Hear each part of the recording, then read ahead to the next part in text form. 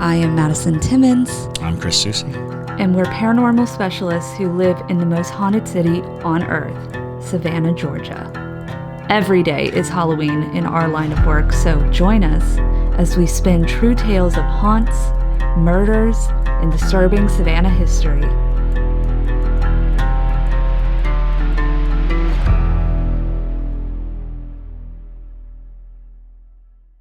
I'm Madison. I'm Chris. And welcome to the most haunted city on earth. Hello, and welcome back to another episode of the most haunted city on earth. My name is Madison Timmons. I'm Chris Susie. And I'm Clementine. Clementine, that's a cute name. Clementine. There's Call me Clem. there's a two-headed calf that was named Clementine that was taken around to sideshows. Did you know that? No, I didn't know that at all. Yeah. But yeah. I thought that's what you were going for. Oh, my darling. Oh, my No, darling. it's just the first thing that came to my Oh, my crazy darling brain. Clementine. Is that what You that were was? lost and Yeah. gone forever. What about the two-headed? Oh, my darling. No. No, I think that's about okay. a Clementine's Clementine. about a minor 49er's daughter. Yeah. Okay. Who died. Was a minor 49er. But, you know, And his anyways. daughter, Clementine. But we're not talking about Clementine this episode. We're going to talk about the moon with its friend, the paranormal. Woo. Oh, the moon and the paranormal together. Yes. Yes. Before we get into that, though, we have a few announcements for you. So first off, we are going to open the episode with a special sneak peek.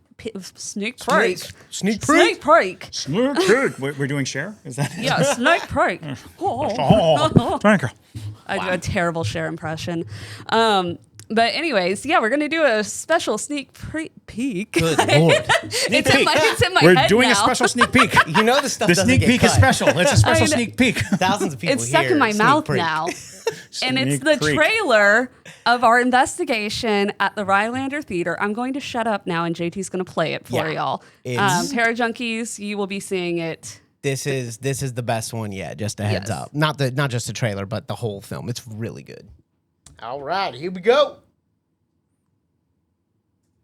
We're taking you somewhere almost no other ghost hunting team has been allowed to go in recent history. The legendary Rylander Theater in Americus, Georgia. For over 12 straight hours, we explored every corner of this century-old theater, and what we uncovered was chilling. We have these curtains on the side, and I just saw them switch.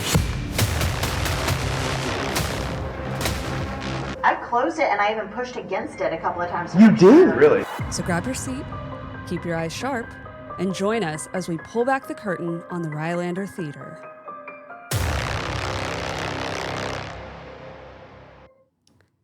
So there you go. Really exciting stuff. We caught some really phenomenal evidence, and even some that we didn't realize that we caught until after the fact. So you'll have to check it out and watch the full thing when it comes out. And it will be dropping on Friday, August 29th at 6 p.m. for the public on YouTube only. So if you want to watch this, you have to go find us on YouTube. We're under Haunted City Studios on YouTube. And while you're there, like and subscribe. And ring that bell or whatever. Whatever the hell they say. YouTube likes us to say. Press all the buttons. Do all the buttons. Well, don't press the report button. Or Yeah, don't do that. Yeah, no, not that one. No, there's nothing bad. Nothing bad happens. But, all right. So now, if you're a parajunkie, though, Tuesday, August 26th at 7 p.m. Eastern Standard Time, we are going to be doing a virtual watch party of the episode. And we're going to be watching it here at the museum. But y'all can join us on Zoom, and you can watch it right alongside of us. So it's going to be really exciting. I have not seen the full cut yet. I think only JT and Debria have seen the full cut, which is great. This is true. But they've been very excited about this. So I am also very excited. But fear not. If you aren't able to catch it, we are still going to upload it probably right after, right there. right? No. Yeah. I'm gonna have it up. I'm gonna have it up for just in case like Zoom does anything weird and cuts out or whatever. Everyone can have the link and they can just go right over to it. Sounds great. So on Patreon, 7 p.m. this Tuesday. Awesome. And then our last announcement, because I always forget to say it at the beginning of our ghost mail episodes, if you have a ghost story that you'd like to share with us, you can send it to ghostmail at Haunted City Studios Podcast, Haunted City Podcast, not studios, hauntedcitypodcast.com. And make sure you put ghost mail in your caption or just differentiate it so we don't know, so that we know it's for that segment and not Ghost Con on camera. But we'd love to hear your stories. And I think we're finally getting caught up, so it should flow a little bit easier now as we get going for the rest of the year. Yep. So if you have a ghost story, we'd love to hear it. But Hair Junkies love the trailer. They're excited. Great. Trish is bringing popcorn and tequila. Nice. So that's a... Very nice. That sounds great. like a great evening. That is regret waiting to happen. But all right, y'all. So that's all the announcements we have. So let's go ahead and talk about the moon. We got the moon. I was telling them at the beginning that I feel like I've talked about the moon a lot this month. I just did a full moon workshop on August 9th here in Savannah. Was it a workshop on the full moon, or was it a workshop about the moon in entirety? Both. So we were doing moon rituals under the full moon and talking about the moon. So anything about the moon was mentioned. Noise. But yeah, so I'm like, it's just funny how this has ended up because JT personally requested this, I think. So yeah. All right. Well, for as long as people have told stories, the moon has often been said to affect paranormal activity. Most people have that reference knowledge to know that it oftentimes, the full moon goes hand in hand with spooky things happening or monsters like werewolves and whatnot. But so many stories have begun with, it was a full moon that night, which means for us at least, there has to be at least some credibility to the notion that the moon not only affects us and nature, but also spirits. So before I get into the more scientific side of these things, which is not very usual for me, and my brain doesn't grasp science fully, so I don't pretend like I am in the overarching knower of all things scientific about the moon, but I did find some really interesting studies that were done on it. So let's get through the folklore, which is what we are comfortable with, and then we'll get into that. So when it comes to folklore, fun fact, the words lunatic and lunacy actually come from the word luna, which is Latin for moon, which is pretty cool. Crazy that the name of in the fix is Luna. Oh, yeah. That's Right. it. Yeah, you mentioned that. That was just wild. It's such a coincidence, which we know happens so much on this show. Yeah. Very much We get all so. these strange coincidental lineups. Yeah. And and the concept of going mad at the full moon is kind of a universal concept that people lose their minds. Hospitals are always fuller on full moons and all those interesting things. And one of the more interesting side notes to that is people believe that the reason why crime goes up and all these things is because the moonlight gives people more ability to move around at night. They have a better vision at night. They can move around at night. So in olden days, moonlight was basically just like late afternoon to everyone else, and it allowed people to do more damage. Right. To go out at night and get caught doing stupid things. Exactly. And Madam V actually said, the moon makes my job a nightmare, and they work as a personal injury law firm employee. So I would love to hear more about that. Because you're only adding to my point here. Everybody is kind of in agreement, at least in some capacity. But it even goes back as far to Mesopotamia and Babylonia. The Babylonians charted lunar phases obsessively, linking them to fate, agriculture, and omens, which is still used today.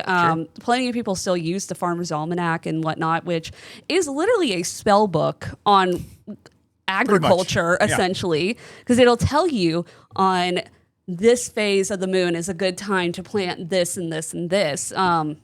So those elements are still used, but also they believe the moon god Sin, or Nana, was believed to control not just tides, but human destiny. And that's a moon god being able to do that. So they also believed eclipses were feared as signs of doom or gateways for spirits, which honestly makes a lot of sense. But In ancient Greece and Rome, Aristotle believed the brain was the moistest organ. That is his direct Is there not quote. a better way to say that, That's his direct Aristotle? quote. Moistest organ. You're supposed to be a smart guy. Right. Was the moistest organ, so it was most influenced by the moon's pull on water, like tides. Sure. And this fed the idea that full moons caused madness. So Aristotle's logic was we are made up of 70% water technically. So I understand that logic of whatever has the most liquid going around in your body is going to get affected. But Pliny the Elder, all the way back in the 1st century CE, claimed full moons brought on more seizures and mental disturbances. Fascinating. Because really Pliny the interesting. Younger is the author of the first ghost story. Ooh, that is interesting. I didn't even put Wow. put that Really? together. Yeah. Dang. But Diana/Artemis, which is also a moon goddess, she was tied to wildness, hunting, and liminality, which were themes that later connected to hauntings and werewolves. And Hecate, which is another goddess, but she's the goddess of magic, crossroads, and ghosts, often is depicted holding torches under a full moon. And so going into Chinese traditions, the moon was a yin force, which is tied to darkness, ghosts, and underworld. And they have ghost festivals, which were often aligned with lunar calendars, and the moonlight was thought to be a pathway for spirits. Hindu and Vedic beliefs, the moon or Chandra influences both the mind and emotion. Specific moon days like Amavasya, the new moon, were believed to invite spirits or ancestral contact. And even today, rituals for ancestors like Shraddha are performed on certain lunar days. And then in indigenous beliefs, many Native American tribes structured rituals around the full moon.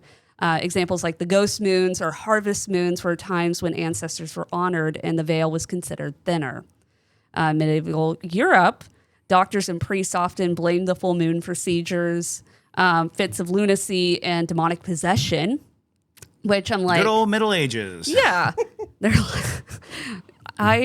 when I was reading this, I just imagined a middle-aged drawing of somebody going insane under the moon because I love middle-aged drawings. If you've ever needed a pick-me-up, go look at Cats from the Middle Ages. Sure. It's a great time. But doctors believe the moon controlled bodily fluids, so very similar to Pliny the Elder, Aristotle. Controlled bodily fluids or humors and caused madness when full. And laws sometimes reflected this. Crimes committed under a full moon were treated differently in certain regions. Which also lent to almost a societal contract where you get to act up when the moon is full. Right. Where you're basically saying it's not your fault. And so a lot of animalistic urges, a lot of predatory behaviors, a lot of those things could be blamed on the moon. And that's fascinating because it did fall into almost second nature for centuries. People thinking, oh, well, it was a full moon. Right. I think we have the Mercury in retrograde kind of excuse now that a lot of people use because they're forfeiting their own decisions to, celestial interference. Which there is some credence to that, but at the end of the day, ultimately, we have free will. It's about free will. Yeah. And even if there is this strenuous force against you, the question is, can you resist? Because it's not about whether or not that made the event happen. It's whether or not you gave up. Mm-hmm. You gave whether into or not it. you gave into it. Right. Right.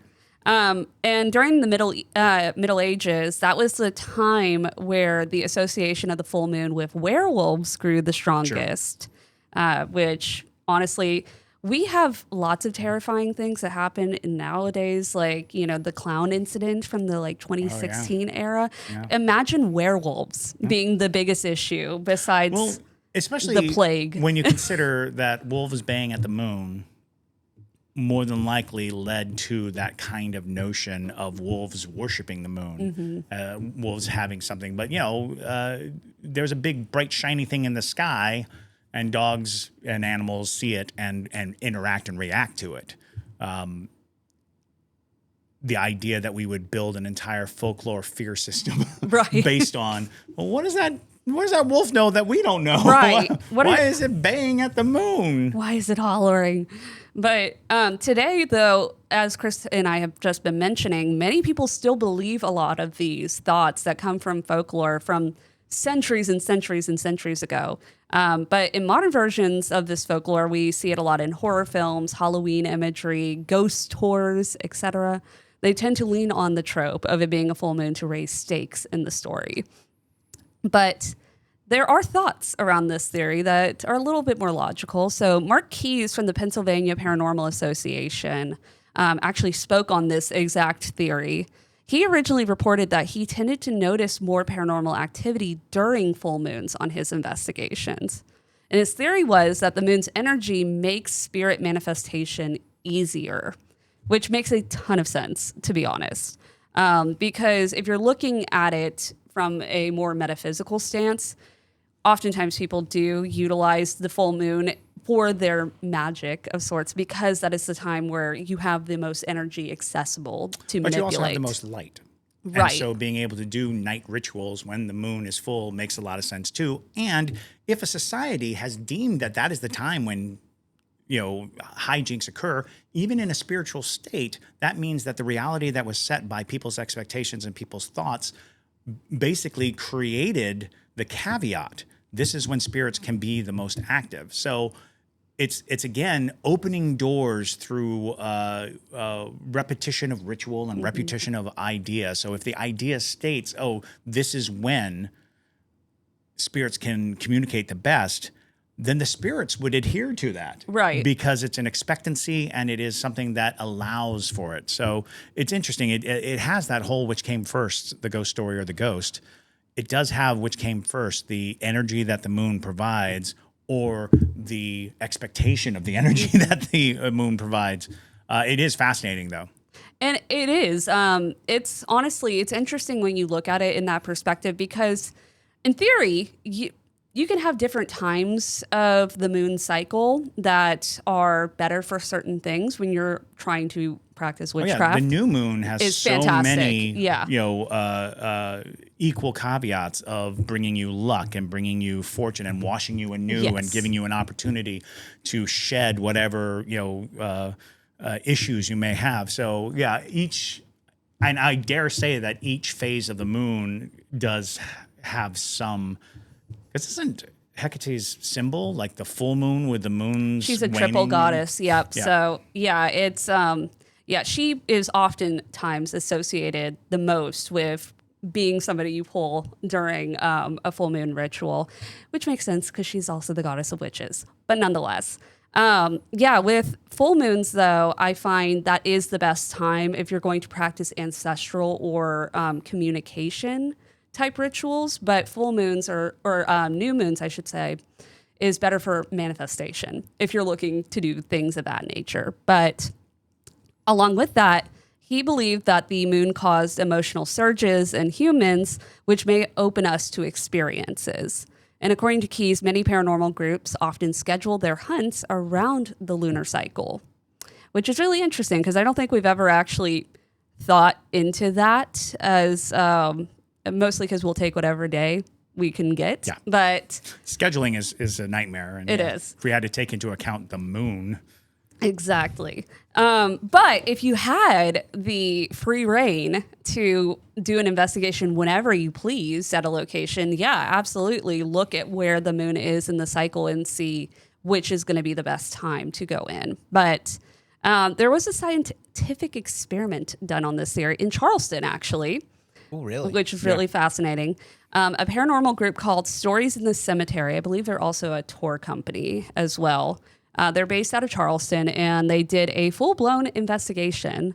They had the same theory as Keyes, but they also included the concept of how perigee and apogee affect this as well. Now, I did not know what this was at first, so I'm going to assume that most of us are in the same agreement, and I showed a little diagram of what that is. So they wondered if this proximity of the oblong shape would affect their data. So the moon's orbit around the Earth is not actually a perfect circle, but rather an oblong shape. So It's kind of like a hula hoop. It is. It's like a hula hoop. And so perigee is the point of orbit of the moon closest to the Earth. And apogee is the point of orbit of the moon farthest away from the Earth. So I saw somebody say that the moon has been huge in Texas. Yeah. So it's probably in that perigee state right now. And that's why it's appearing so much larger. And honestly, it made so much sense when I heard that. I was like, that makes a lot more understanding when it comes to why you're looking in the sky and you're like, why is it massive this evening? And even as the evening goes on. Right. Because earlier in the evening, it seems very large, and then it seems to go smaller and smaller. And the idea kind of is that in order for the moon to get that orbit, it has to slingshot around the Earth. And as it slingshots around the Earth, it gets to that apogee and then comes back around. And, that's the in 100 billion years, the moon will crash into the Earth. It's because every time it comes back around, it might get just, a fraction of a centimeter closer. Right, exactly. As that's because, the pull of gravity moves it close to us, but then it shoots it away from us. And it gets as far away as it can before gravity pulls it back in. And it's actually what affects the tides and why the tides move. Because I find this very interesting because the tides are like sloshing a glass. Right. It's not that the water is swelling and going down. It's that it's kind of swishing around as we're spinning and the moon is spinning. Right. And it's all just sloshing up onto the shore and then sloshing away as everything spins out of control in this nightmare of infinite Earth and universe and scariness. Yeah, if you think about how fast we're actually moving in the world, it sends me into an existential crisis. Absolutely insane. And you would think that we would be able to tap into that as an energy source because we are traveling an obscene speed and we should be able to somehow turn that into energy, right? Right. Absolutely. Yeah. But in other words, their theory was if the moon is closer to the Earth, will that show a spike in paranormal activity? And so the study was based off of their own scoring system that I fully can't understand because they don't give you all of the context because they don't want anybody to fully know how they do it. But I will try to explain it as best as I can, but I do know the results. So it is their SITC, or Stories in the Cemetery scoring system. The SITC scoring system was created by them to quantitatively assess each paranormal investigation's level of activity, effectively ranking how haunted a session was. And it's used after the fact to compare investigations meaningfully. So they're looking for more so the amount of evidence and less of the more nuanced, like really special moments. They want to see how many moments they can acquire in an evening. It seems to be their main goal. But so SIT doesn't publicly share their exact formula, as I was saying, but this is what they did disclose. So the score range basically is investigations are rated on a scale from 15 to 70. Don't know why, but based on evidence collected during each session, which is 2 hours long. And this is the information they collected for this particular study. So the factors they were considering are date and time, weather conditions, was it clear, partly cloudy, rain, wind, etc. Temperature range in the study varied from 32 degrees Fahrenheit to 76 degrees Fahrenheit. And moon phase and visibility percentage. So example, full moon is at 100%, new moon is at 0%. The lunar orbit position, so the perigee, which is the closest to the Earth, or apogee, furthest away from the Earth. And in later editions, they added factors like K-index, which is the geomagnetic activity levels. They included paranormal tools that were used, like EMF readers, spirit boxes, etc. And they also included team composition, number of ghost hunters, presence of skeptics/mediums as well, which is interesting to notice. Yeah. I mean, you could have also broken it down by gender and age. Right. You definitely could have piecemealed it together. I would like to point out that at the moon's closest, it would make sense that there is a heightened electromagnetic field. Right. That the moon's magnetic force and that gravitational pull, that concept, if you're measuring utilizing electromagnetic fields, that it would be heightened, and you would be able to suggest that level of magnetic interaction could help discover paranormal phenomena. It is. It's very interesting. And it does make sense that the closer you are to these planets that we're pulling energy from, that we'd have that little bit of a spike. But surprisingly, so here are the key findings. Surprisingly, full moon sessions were actually underrepresented along their high scores. So only 2 of 5 full moon investigations ranked in their top 50% of investigations in total. Just 1 of them made the top 25%, and none made the top 10%. Interesting. And they did a total of, I think it was like over 100 in total, because 55 investigations are included in the top 50%. And it looks like the number 1 in this one was the waxing gibbous. Sure. Top 25%, which was 27 investigations.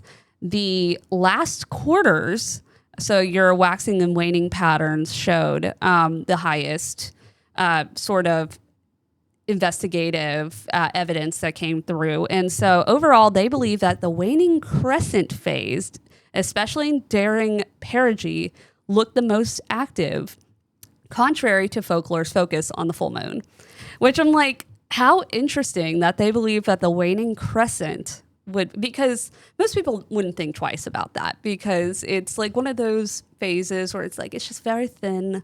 It doesn't look as impressive, but according to them, they had the most receptive sort of evidence that came through during it, which is fascinating. And because of this evidence and data that they collected, they also made predictions for potentially active dates going forward. So example, June 11th, July 10th, and August 9th. And now this was done in like 2023, I believe. So that would have been the dates for that particular year. And they actually checked those dates against actual investigation scores. Now, other investigations, a paranormal investigator / scientist also did a study on this and found similar results. They found statistically significant upticks in paranormal incidents tied to lunar phases, but they found especially with the full moon. So basically, the full moon equals ghost belief isn't always supported by data, but sometimes it's less dramatic. Phases like waning crescents show more. So I think that though we can give it a little bit of credence, that there might be something to do with that, I don't think that is the most important factor on your investigation. I'm a firm believer that it really makes a difference of who is there. Yeah, absolutely. Because though we like to add these scientific elements, science can't fully comprehend metaphysical, which is understandable. There comes a point at which you have to really start considering that this is not a scientific pursuit. We continually put scientific parameters around it, but at the end of the day, it's not a scientific pursuit. Right. It is a spiritual pursuit. It is a Experiential. Yeah. I spend most of my time trying to convince people not to be evidential in their ghost hunting, because being driven to evidence oftentimes makes you miss the experience. Mm-hmm. It leads you to not spend time soaking in the environment, or knowing, or noticing, or coming up with your own structure of experience, because you're so hell-bent on getting the evidence.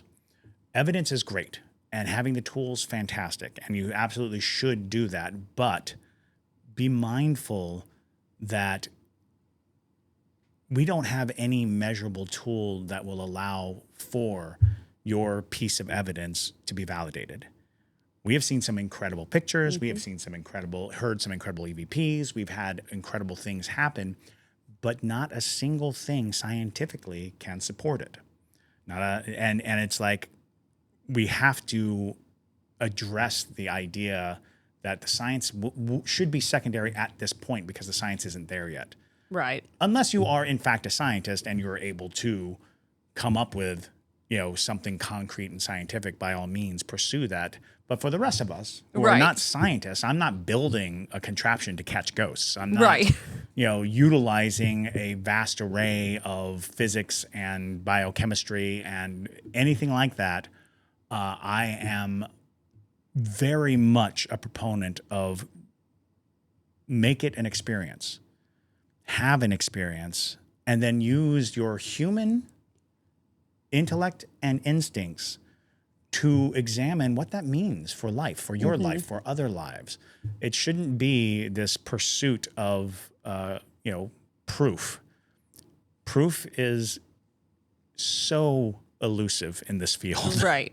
Well, and that's the thing is no matter how grand or in your face a piece of evidence might be, you're still going to have people who do not believe in it, and that's just the nature That's of the that beast. favorite famous quote, which is, for those who do not believe, no evidence will do. For those who do believe, no evidence is needed.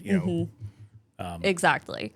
But it is interesting to document at least what you did experience so that, in the future, we can all kind of pull from, okay, well, this person experienced this. But in all reality, no two ghost hunts are alike. Nobody's going to have the exact same experiences every single time. Yeah, it's one of the hardest things to replicate something. And even when you do replicate it, if it is something that is questionable, being empirical in a ghost hunt is almost impossible. I'm not saying don't try it. I'm just saying It's enjoy difficult. your time. Enjoy the hunt.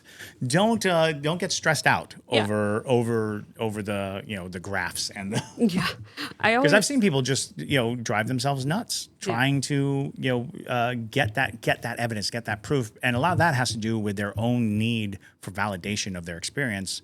When truth of the matter is, you don't need validation from any external source. It's you who has to accept what's happening. It's you who has to validate for yourself. It's not about the evidence that's going to prove, see, I told you this is happening. That is just going to lead you to a lot of dead ends and make you very uncomfortable in a lot of situations. Yeah. And at the end of the day, enjoy your investigation. Yeah, enjoy yourself. We're not out here curing cancer. We're looking for ghosts. Yeah. It's not too deep. It really isn't. And so Yeah, and the depth is philosophical, not scientific. Right. Exactly. So some non-paranormal thoughts on this, though, especially because Madam V mentioned that they also experience this. There are other people who are not paranormal investigators that believe in this theory that the moon does affect, especially on a full moon. It's observable. Yeah. And so some ER workers, police officers, teachers, they swear they see more chaos on full moon nights. And there is data to back that up. So crime and hospital data, now many of these studies were dating back to the 1970s and 80s, but they tested whether crimes, suicides, or psychiatric emergencies spike on full moons. And researchers began comparing these rates in psychiatric hospital admissions to lunar phases. Now, the results were inconsistent. Some found tiny bumps around the full moon, but others found no correlation. And so these studies did spark the idea of the lunar effect in pop culture. And so this also could just be your general area. Some people might be more sensitive in certain areas to these effects. And that's a fascinating thing, too, when you think about it, because every pocket of society has their underwriting superstition, their underwriting belief, something that is ingrained in them socially and acceptable through just common conversation from birth. As you're being raised, it's just something that is accepted, and you just take it as, that's the truth. This is a truth, and I don't have to think about it all that hard. But when you're an adult and you're pulling on a notion of, oh yeah, when the full moon comes out, the crazies come out, it's very likely that that was a part of a lifelong conditioning to your mind. Right. And if that's the case, it could easily affect everyone, and there absolutely can be an adherence to it. People feel freer, looser. People feel that they can let themselves go because it's a full moon. People will say, oh, well, this is my time to go crazy. Right. You know, I've been holding it together, but now it's a full moon and rah! Right. Exactly. And in 1978, the Campbell and Beats study, they did a study on psychiatric emergency room visits and found a small increase in ER visits during the full moon and widely reported in the media. And so it ended up beginning to fuel that belief in the lunar effect. But on the more skeptical side, in 1985, the Rotten and Kelly study, which was meta-analysis, they published one of the largest reviews. They analyzed over 100 studies on the moon and human behavior, which included crime, suicide, psychiatric admissions. And their conclusion was no consistent relationship between lunar phases and behavior. So this became the cornerstone of the skeptical position. But when it came to sleep and physiology, a Swiss study in 2013 at the University of Basel, they found people slept 20 minutes less and had less deep sleep during full moons. Sure. And possible reasons is a disruption to circadian rhythm shifts, brightness at night, or subtle biological responses. But later replications of this have been mixed, which again, this is the whole concept. Metaphysical is very hard to replicate in a lot of ways. Plus, something to keep in mind that people probably don't realize is that in the modern era, even since 2013, our dependence on electric light and electric things and our ability to, you know, stare at a screen or, you know, we have become a vast society of electric consumers that our circadian rhythm is probably just totally messed up because at any time, day or night, we could be flooded with all of this stimulus, you know, from our computers, from our phones, from our, you know, just being able to reach over and click on your light at night. It can be contributing to a unreliable understanding of day and night. Right, exactly. Now, to kind of round this out, why does this belief persist? So first off, confirmation bias, which we're seeing a lot of in the chat right now.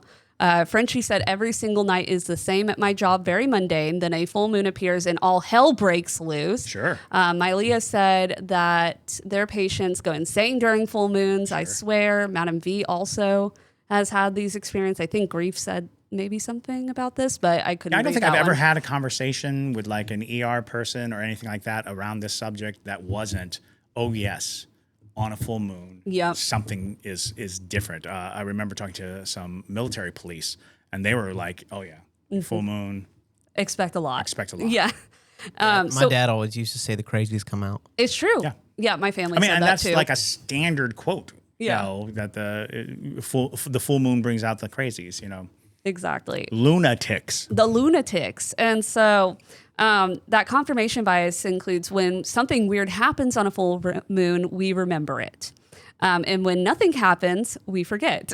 Sure. And so our brains are linking these events to symbols, and the moon is a very powerful one. Also, there's the expectancy effect. So if you believe full moons make things stranger, you'll notice more strangeness. Absolutely. Which is really the key to a lot of metaphysical things, is opening yourself to that. It's manifestation. Right. Exactly. Plain and simple. And so this creates a self-fulfilling cycle, especially when it's ghost hunting or spiritual practices. There's also psychological anchors. The moon is visible, it's predictable, and emotionally charged. It is easier to blame the full moon than randomness when explaining strange, especially with strangers, behavior. And there is a current consensus. So science, they stand on the side of no reliable evidence for crime, violent, mental illness surges. Sleep might be modestly affected, but folklore and the paranormal people, we strongly hold on to the belief, with investigators experimenting with the full moon still to this day and sometimes finding patterns that are different from folklore. I mean, one of the things that has to be firmly understood is that for the vast majority of mankind, for the vast majority of human experience, the moon was a mystery. We didn't understand it. We didn't know it. When I was growing up, I still saw many cartoons that depicted the moon made of cheese. Yeah. You know, that was not an abnormal thing to posit, even though we were pretty sure it wasn't. It was still a prevailing theme in the mid 20th century cartoons that the moon was made of cheese. So keep that in mind, that since human consciousness has been around, this great looming mystery that appears in the night sky was full of all of our dread and wonder, full of everything that we could possibly ever think is mysterious or foregone beyond our ability to comprehend or reach. I remember reading a story about, I think it was an indigenous person who was shooting arrows at the moon because he thought he could hit it, and there's all kinds of things like that when you think to primitive man looking up in the sky and seeing this giant orb shining brightly, Right. and it's not like the sun. It's not this warming thing. You don't have any other thing. It's just something that breaks up the blackness of night. And that has to fall into our interior as a key to the mystery, right?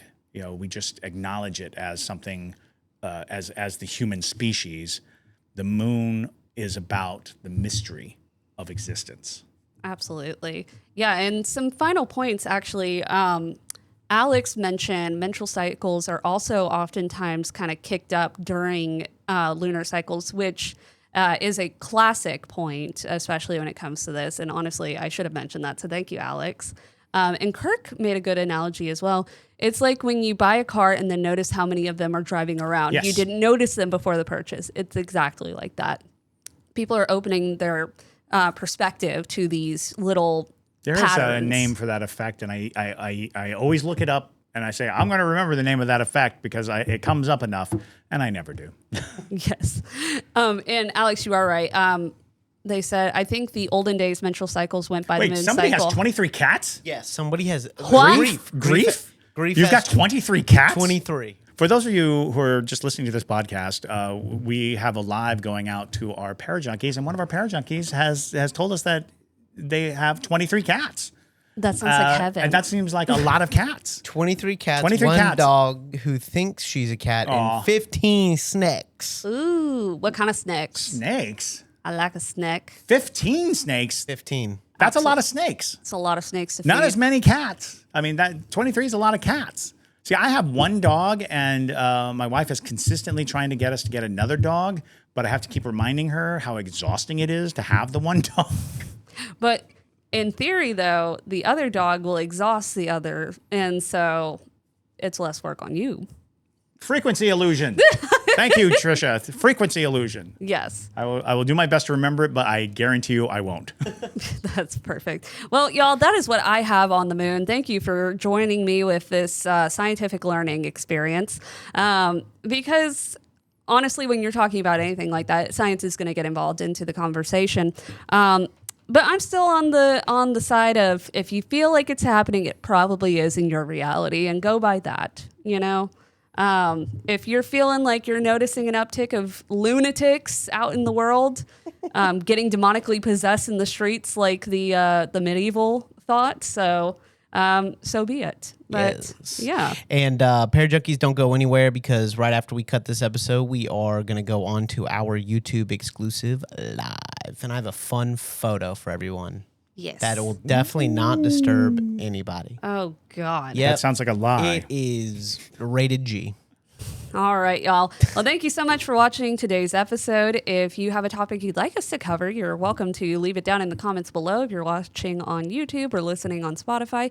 If you are watching on YouTube, make sure to hit all of the buttons and make sure you, I guess leave a word in the Comments. in the comments. Yeah. Whatever it be. Tell us if you have noticed an uptick of crazy people out on a full moon. But with that, my name is Madison Timmons. I'm Chris Susi. And stay spooky, y'all.